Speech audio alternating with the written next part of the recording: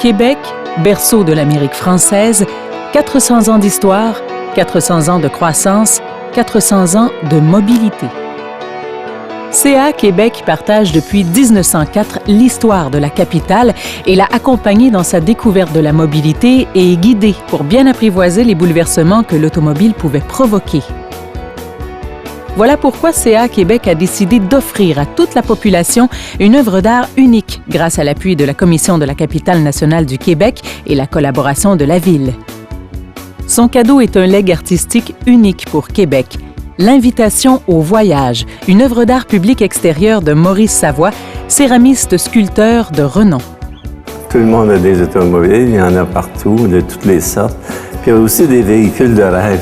Peut-être une influence qui vient du fait que j'ai enseigné aux enfants. Les enfants font toujours des choses absolument fantaisistes, sans aucune contrainte. Ça fait toujours des choses merveilleuses. Une personne de mon âge, que j'arrive à faire des objets on dirait que c'est un jeune artiste qui a fait ça. Et je pense que c'est un bon signe. L'œuvre de M. Savoie est située dans la basse-ville Angle-Saint-Paul et John Goody. C'est un endroit symbolique où les automobilistes, les touristes, les bateaux et les trains convergent.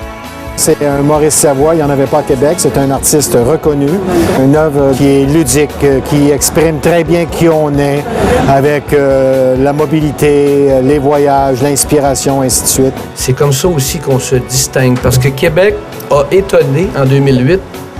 Il faut se mettre dans la tête qu'il faut continuer à étonner. En remerciant le Club automobile de Québec, qui est un excellent partenaire corporatif, un bon citoyen corporatif. Au départ, en fait, le geste est dans son dessin puis dans sa maquette. Puis à partir de là, on essaye de ne pas perdre les éléments spontanés et ludiques qui sont caractéristiques souvent de son travail. Les contraintes sont énormément plus lourdes parce que ça se trouve sur un endroit très passant au niveau de la rue. Je me replace toujours dans mon rôle d'exécutant, puis je propose des solutions, mais c'est lui qui choisit chaque fois. On dit, on va mettre ça à l'extérieur, il faut que ça dure, il ne faut pas que personne... Si on monte sur la sculpture, il ne faut pas que ça soit brisé. Oui, d'accord. Je réussis quand même, malgré tout, à imposer mes élans artistiques, disons. La sculpture est maintenant bien en place et attire les yeux des curieux et des rêveurs. Un cadeau dont Québec et ses visiteurs profiteront longtemps. C'est une œuvre on ne peut pas y mettre un âge sur l'œuvre. Est-ce qu'elle est là depuis 100 ans? Elle sera encore là dans 50 ans. Alors je pense qu'elle sera permanente et quoi qu'il advienne avec les différents modes de transport qu'on retrouve aujourd'hui.